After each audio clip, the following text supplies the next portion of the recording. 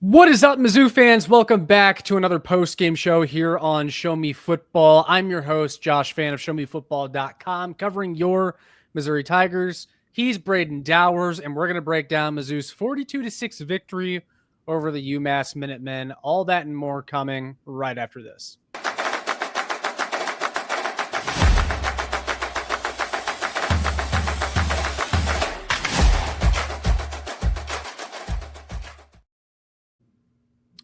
Ladies and gentlemen, Missouri Tigers fans, welcome back into another video here on the Show Me Football YouTube channel. As always, I'm joined by my co-host, Braden Dowers, to break down your Missouri Tigers Week 5 performance on homecoming. Mizzou defeated Braden the Minutemen by a final score of 42-6. Now, I have to say, there was some good, there was some bad, and we always say for these games, the only thing you can really learn are bad things. And I think there's a couple things that I'm not ready to say that we learned something bad about Missouri, but I have some concerns coming out of this performance. Definitely things we need to talk about that can't go ignored. But before I hand it off to you, Braden, for your initial thoughts, I have to say that given that we've seen Mizzou play better teams than UMass this year and look better against them, I know they have it in them. So I'm more inclined to say at this point, and I'm not excusing the performance and the effort yesterday by any means. This game, the starter should have been out by the end of the first half.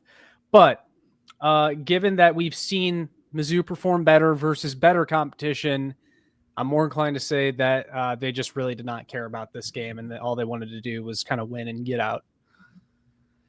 Yeah, I think that's definitely the case, as they just didn't look energized at all. Just the demeanor and the vibe of everybody on the sideline, just the way that Bo was throwing the ball, even like it didn't look like he had that much zip on it. It didn't look like he really cared that much in the pocket. His pocket presence just looked really bad compared to previous weeks, almost Brady Cook-esque.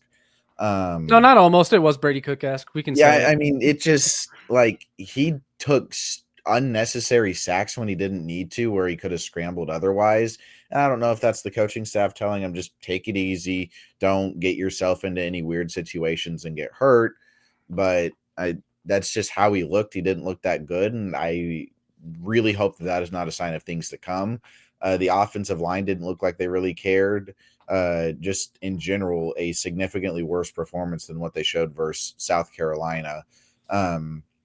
When you're giving up sacks and having a few runs stuffed against UMass, and again, like you said, and what Kevin Coleman said after the game, where they're ready to start playing the tough teams, and they're ready for that Alabama game, and that it can very easily be something that comes back to bite them. Because look, when you're playing a game very apparently incredibly lazily and just sleepwalking through it, like how are you going to be able to get up for all the other games? And I know that that is not something that an Eli Drinkwitz team has ever really done before, just completely sleepwalking through games.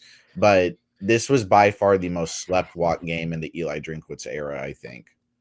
Yeah, I'd have to agree with that. They just looked completely disengaged after that first drive where Ahmad Hardy and Jamal Roberts combined for like 80 yards rushing, and they capped it off with the touchdown.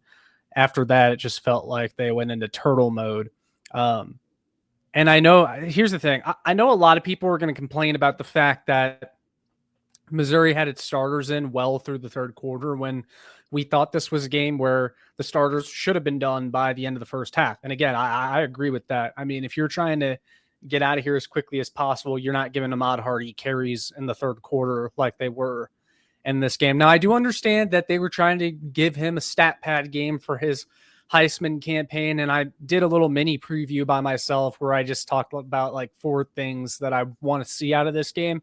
And I did say I want to see Ahmad Hardy get a stat pad game because, there's so much concern about, guys getting hurt, and I understand that. And Ahmad Hardy, there was a scare with him early in this game, but man, it is football.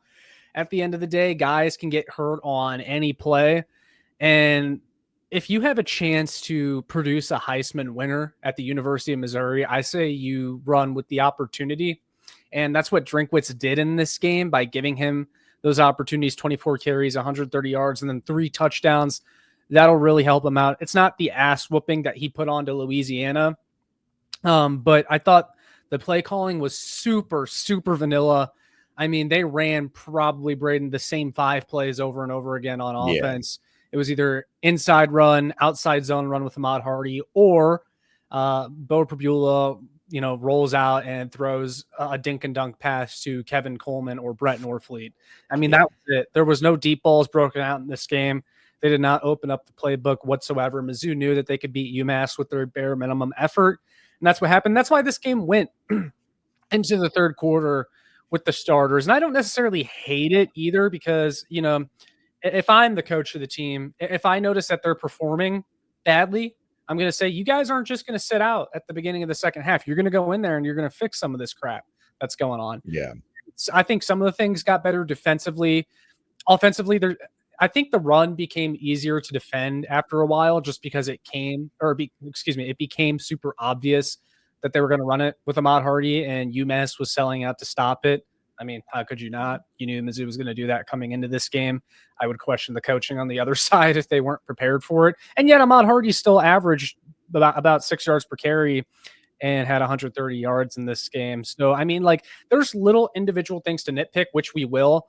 But the last thing that I'll end it on before I hand the mic over to you, Braden, is that while this game was a little bit closer than maybe it should have been throughout, if you take away the Bo Prabula interception in the first half, and I went back and looked at it, and his elbow got hit on it by a lineman, and I think that's why it ultimately got intercepted. Now, he probably should have made a decision before then to either tuck and run or throw it.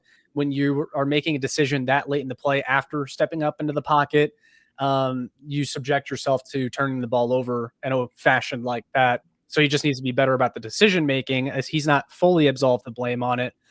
But if he doesn't throw the interception there, Mizzou goes down and scores. This game is 48-6, 50-6, whatever. Missouri covers. No one questions anything.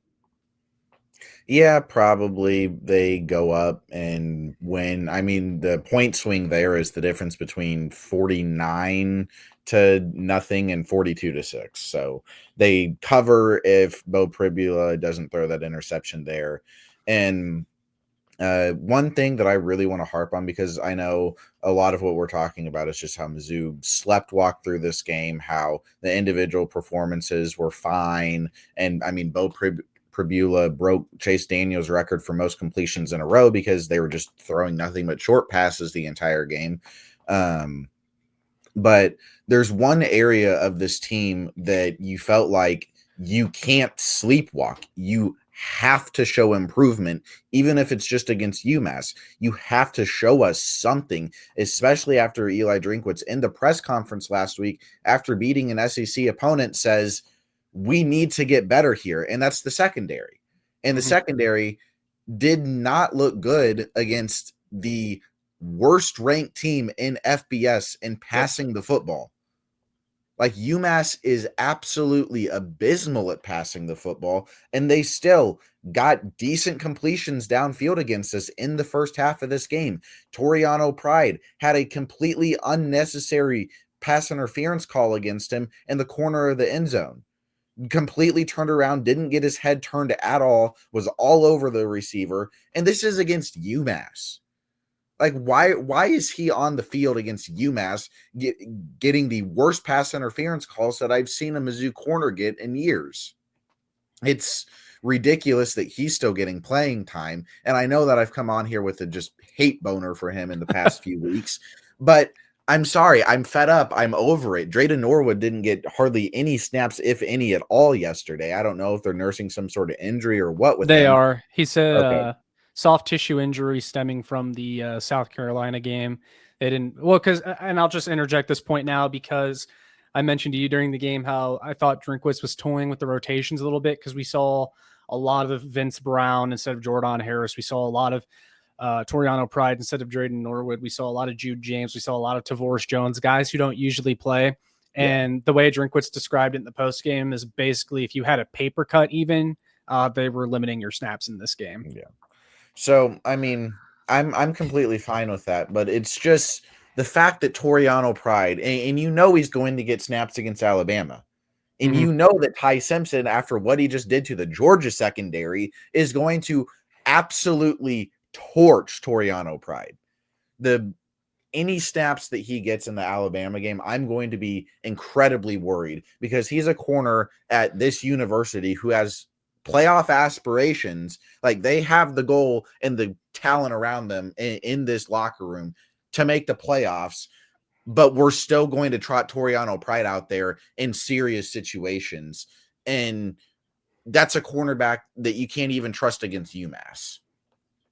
Yeah, no, he's a problem right now, and I can fully admit that. And I think his snaps need to be reduced. And I think they would have been. I think they kind of tried to shorten the rotation with guys they like with the starters because there was a lot of Stephen Hall, which I was fine with, and he was good in the game. But then you had a lot of Toriano Pride getting whipped up on again. Those snaps need to be going to Dre Norwood, and I think more of them will against Alabama after the bye week. There's still things that need to be fixed in the secondary. The pass defense was disappointing, and I fully agree with everything you had to say. It is UMass, but you want to see them get better at the things that have been plaguing them so far this season. And I don't Yeah, feel any better about the giving up the explosive pass plays no. than I did before. And again, I don't think it's really. I do think it's coaching. Mizzou has too much talent in the secondary. They brought dudes in. I've argued with people about that. You just can't tell me that everyone that they've recruited in this secondary just doesn't know how to cover. Because even when we got the second and third stringers in there, I saw UMass completing or converting on long third downs against. I Yeah. mean, granted, it's the third string for a reason, but still, it's like a theme consistent no matter who's in the game. And again, that just indicates to me that this is a coaching thing. This has been a staple now. There's literally no argument against the fact that giving up the explosive pass plays is a staple of the Corey Batoon defense. I mean, it's just the way that they roll. And like you said, we're having big completions no matter who's out there against UMass. It doesn't matter who we're playing, it doesn't matter who we're putting out there. It's just a schematical thing. And some guys get picked on more than others, which makes them more subject to criticism, like I have been with Pride. But it's just the nature of this defense, and it's incredibly infuriating because you know that this team can be so much better than what they're doing. And the secondary was the one position group out of the entirety of this Missouri Tigers team that you couldn't have sleepwalk through this game. They needed to show you something, give you literally anything to cling on to life for. And Santana Banner had a pretty decent interception there at the end of the game, and maybe he gets more snaps. But Jalen Catalon has been just Hold on, Braden. I have to invisible. stop you right there. Sorry, I have to stop you right here. I'm getting your live reaction to breaking news right now on this podcast, Show Me Football. From Pete Thamel, Arkansas is firing head coach Sam Pittman in the wake of a 2-3 start and blowout home loss to Notre Dame. He went 32-34 over Oh 6 seasons. Braden, live no, reaction to Piggy Sam Pittman Pittman's being gone. gone. He is gone. No, Yep, he is gone. Per Piggy Pete Thamel, Pittman's gone. which means he will unfortunately not be there when Missouri travels to Fayetteville to take on You're Arkansas telling this me year. we and Petrino's the coach at Arkansas again? Oh my god. Yeah, they did it. We got to go to Fayetteville and face Bobby P for the Yeah, last game of the year. Good Lord. you could not fire him after that performance against Notre Dame. Oh, I mean, that no, was horrendous. 100%. I mean, he's been a cockroach the last few years, just barely. Will they, won't they fire him? Mm-hmm. What an absolutely abysmal few weeks for the Arkansas AD after his comments on Mizzou. Yeah, not. Just could not have gone worse after he decided to start shit talking us. Yeah. Well, it's kind of weird because, and we'll get back to the breakdown right after this, but it's kind of weird because Hunter Yurachek has often talked about how they're not equipped to win in football right now, which is why I think Sam Pittman stuck around for so long, is because Hunter Yurachek felt, like a lot of it wasn't his fault. And you could definitely make an argument in that way, but Sam Pittman, he was a lame duck head coach. It was time. Yeah. He should have been fired after last year. I mean, he should have been fired 2 years ago when they went like 3-9. Yep, there was that too. But I mean, their defense is just Swiss cheese, getting ran over by Memphis and Notre Dame and literally anybody. So, okay, I'll give Toriano Pride, Corey Batoon, and the Missouri defense this. It's not Arkansas. Yeah. And it is still a very good defense. It's still a fantastic defense. It's still a top 25 defense. Well, and that's the crazy thing. And I think that's also, again, what makes it so frustrating is because, if they tighten that up, this defense is elite.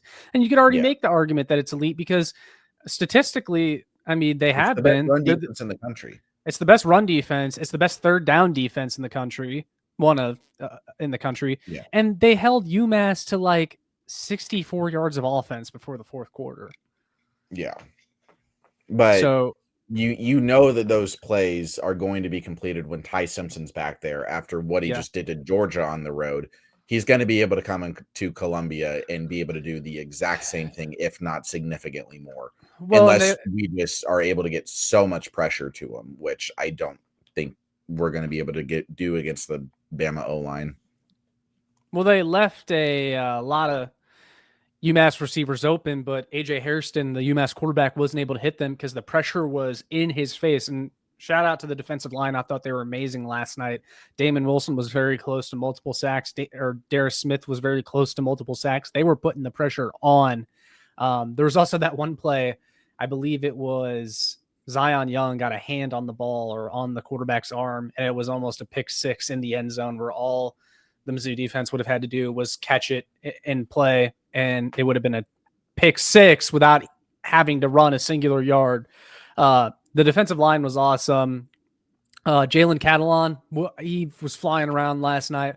Was waiting to see a game like that from him. But the point I was going to make is that when you go up against Alabama, I think some of that pressure that they put on the quarterback is going to be a little bit harder to come by, which means your secondary has to be better because, Braden, you've been saying it all year long, but some of these plays where these guys are open, their quarterback's not able to hit them. But, when you're going up against the Ty Simpson in Alabama, they're going to complete those most likely. Yeah. And that's just the nature of this game. And that's the nature of the remaining Mizzou schedule is there's not really many quarterbacks that I think won't be able to hit those throws. I think the only one that I don't think will be able to hit them is Jackson Arnold. I think Marcel Reed, if he's still the starter, even by the time Mizzou plays Auburn. I think Diego Pavia, Mississippi State has a pretty explosive offense, and Taylon Green's still pretty good for Arkansas, depending on if he stays or not. Because you got to watch that at this point with the transfers. But I mean, I believe in all of those guys besides Jackson Arnold. I believe in their ability to actually hit a deep ball, and Mizzou's going to have to live with that. And they're going to have to show improvement there. And if they don't, then I don't think that we make the playoffs. But if we go 3-2 in the A&M, Bama, Oklahoma, Arkansas, and A&M game, did I say A&M twice? Yep. Or no, you said Arkansas, okay. Oklahoma, A&M, right? Oklahoma, Bama, A&M, Vandy, Auburn. If you go 3-2 in those games and then you win the Mississippi State and Arkansas games as well, you're in the playoffs. If you go 3-2 in that stretch and then win the other two, you're 10-2 and you're probably in the playoffs, as long as you don't get absolutely blown out in any of the games. Right. Yeah. No, that's the important thing, because I think that was the main thing keeping them out last year before the South Carolina loss. South Carolina loss, I think, kind of knocked them out completely. But if you just didn't get blown out by Texas A&M or Alabama, that season could be a little bit different. But I think the important thing again, and Drinkwitz said this after last night, and here's another reason I'm actually not super concerned about how they looked versus UMass for the most part, is because Drinkwitz in the postgame was not upset, which tells me that this was kind of expected. Not that, I mean, obviously there's still things to fix, and he said that, and he said, you're 5-0 with things to improve on. That's a good thing. But the fact that Drinkwitz wasn't panicked about any particular aspect of this team, and he's been outspoken and vocal when he's upset about something. The Yeah. fact that he wasn't kind of tells me that this game really just didn't mean much to anyone on the Mizzou sideline. No, and I'm fine with that, but this is the perfect kind of blowout because you have so much that you can take away from it with the offensive line, with the run defense kind of letting up a little bit. This was probably their worst game on the defensive line, even though they were still phenomenal in the secondary. And with Pribula throwing the interception and having bad pocket presence, you have so many little things that you can turn to that the coaches can just grill them and rip them on going into the bye week and going into the Bama game, that they can it's the perfect kind of blowout that you can grill them on so many things that they did wrong, because there's a lot to improve on. And I think this is the first time the South Carolina game, depends on whatever line you were looking at, but this is the first time the Mizzou hasn't covered all year, because they've covered every other game. The Arkansas or the South Carolina game, I saw it at 9.5, I saw it at 8.5, and I saw it at 7.5. And so depending on what line you took, they covered in that. But this is the first time that we haven't covered all year. So that's something that you really have to kind of take into account as we're going into the Bama game, I think, is just the attitude of this UMass game. Yeah. And Kevin Coleman kind of showed everyone's true feelings, and you mentioned it earlier when he mentioned how they're ready for the real games, and that was indicative of the performance. And again, there's still things to improve on and things that we're not totally satisfied with, and we kind of talked about it all on defense, unless there was anything else you wanted to hit on there, Braden. But I think this defense at this point kind of is what it is. I don't know if the pass defense is going to get shored up. If it does, awesome. Not expecting it at this point. It's just we have nearly a 2-year sample size at this point. The pass defense is what it is. You're just going to have to hope that they get off the field on third down as often as they have been, and the pass rush is getting after it, and we'll see what happens. But offensively, I think there's a little bit more to dive into. So they're very vanilla on offense. We touched on it earlier, but I wanted to see, this is one of the notes that I talked about in my mini preview, was I wanted to see Javen Richardson one-on-one a little bit more with no tight end help, because he filled in admirably for Caden Green against South Carolina, but that was with a lot of 12 personnel. That was with a lot of running the ball. And I said, I want to see him one-on-one against UMass. And we saw it, and he slipped up a few times. And on one of Bo's sacks, Javen Richardson just got beat off the snap completely. I don't know if the offensive line just didn't want to get off the bus for this game, or, if they just didn't get up for this game, or if this is a sign of more problems to come, because the offensive line was magnificent against South Carolina, an SEC opponent with a pretty good defensive line. And then all of a sudden next week, they allow UMass to double their season sack total in one game. Like, that's a little strange. I don't know. What are your takeaways on the offensive line performance? I think it's a takeaway of Bo being lazy in the pocket, which is what I touched on a little bit earlier, and the offensive line is kind of not caring again. Because I'm not worried about the offensive line. I was a little bit after the Central Arkansas game, but after what we saw them do to the South Carolina defensive line and the Kansas defensive line, I'm not really that worried. Side note, Kansas lost to Cincinnati. That was pretty funny. Yeah. And they can't sell out their stadium still. It was almost completely empty in the fourth quarter, which is just pathetic.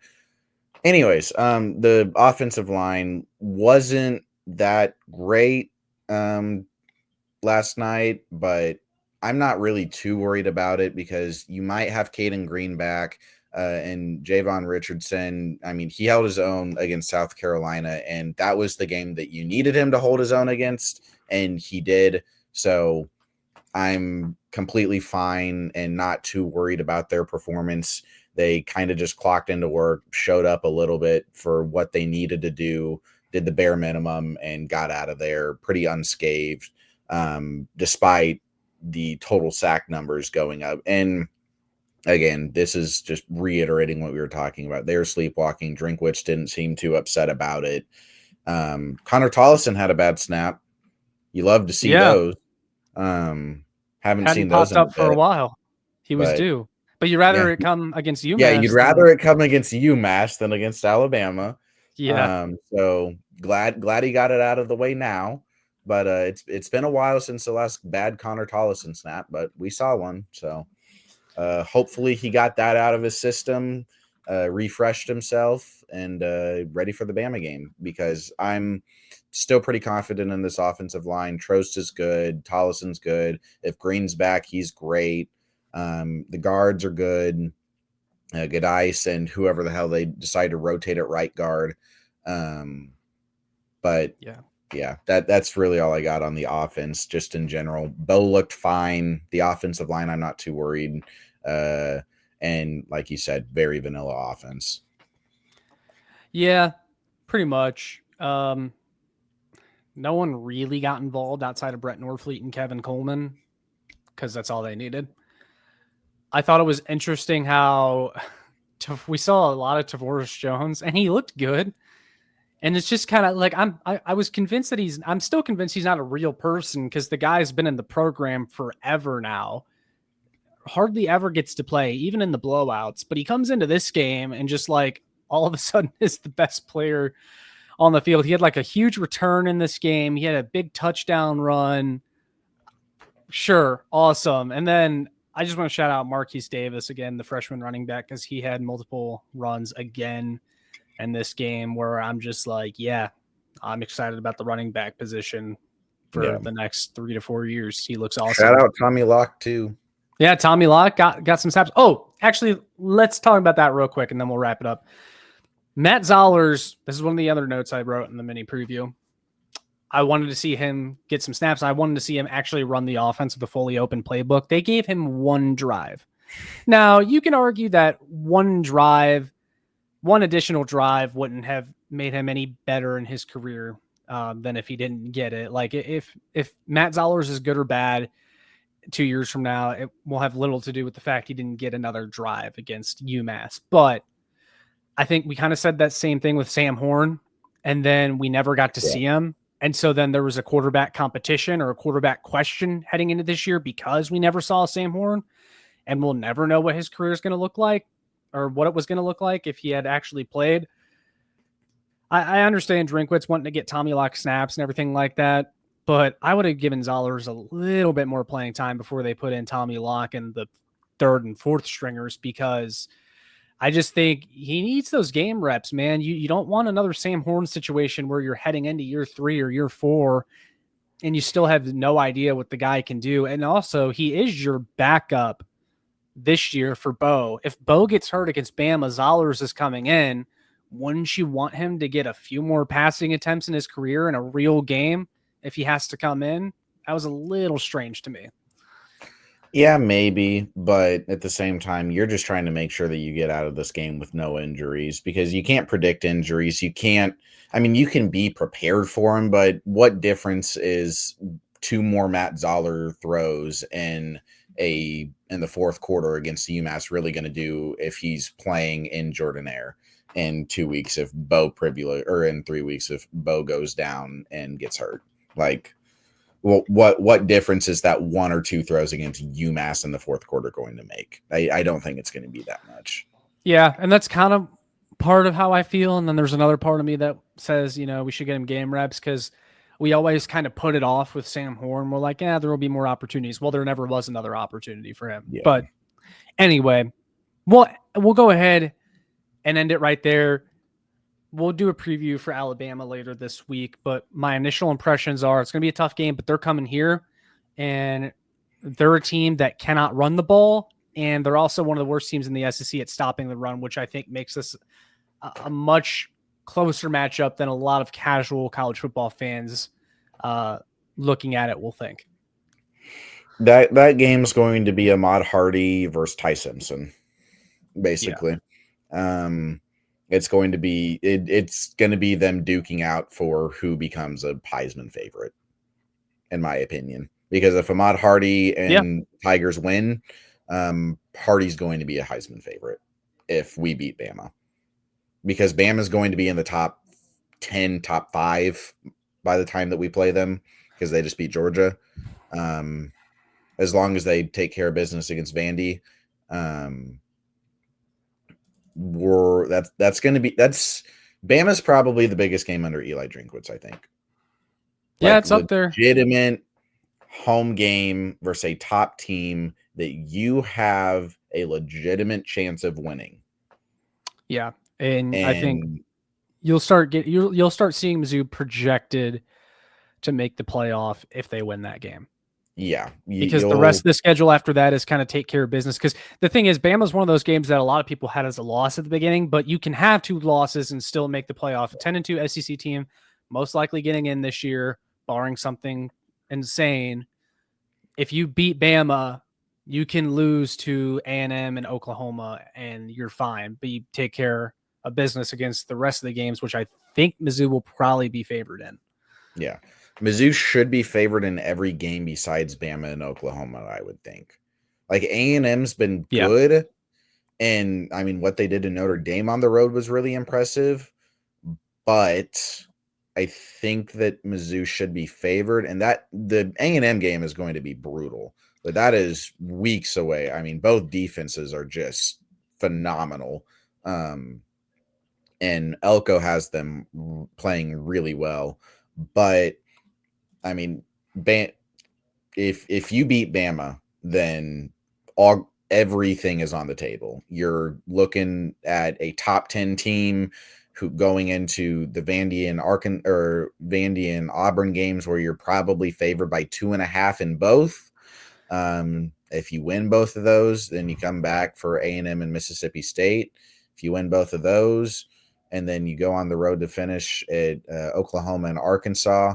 Oklahoma is probably going to be a loss. I'm just chopping it up now, unless Mateer's hurt still for whatever reason, and he can't play. The way that they look, I'm not expecting to beat them, but it's the SEC. No game's going to be easy. Yep. Yeah, no, for sure. I think that's a good place to wrap it up, though. Guys, those are our thoughts on Missouri's victory over UMass on homecoming. Definitely let us know your comments down below, what your thoughts are on this one. If you have any concerns, what's your concern level for the secondary and the offensive line? Also, your thoughts on Sam Pittman getting fired. Can't believe we caught that live reaction on here. Yeah. That was perfect timing. But Braden, any final notes or movie recommendations from you? I have the biggest movie recommendation of all time that I have ever given out on this channel for the few people that are still watching this. If you like movies at all, if you have the free time, I haven't seen it yet, but I'm seeing it tonight, and I am so excited for it, and I need this movie to do well for the future of Hollywood, for the future of movies. Go see One Battle After Another. Josh, you need to go see One Battle After Another. It looks absolutely insane. The praise that it's already gotten, it's probably going to win Best Picture. It's probably going to get multiple other awards. Paul Thomas Anderson is one of the best directors ever, and he just got a $150 million budget and put every ounce of it to use. And I cannot wait to go see it tonight. So I'm telling everybody else to go see it as well, but I am incredibly excited to go watch it. Well, there you guys have it. There's your strong movie recommendation from Braden for a movie he hasn't even seen yet, which I think speaks volumes. But yeah, all that being said, everything will be down in the description below. Make sure you like, share, and subscribe. Some more Mizzou fans can find this. Turn on the notification bell. Check out my work on showmefootball.com. Follow the Twitter at showmefb. That's all that we got for this one. We'll see you all in the next one. And as always, MIZ. ZOU.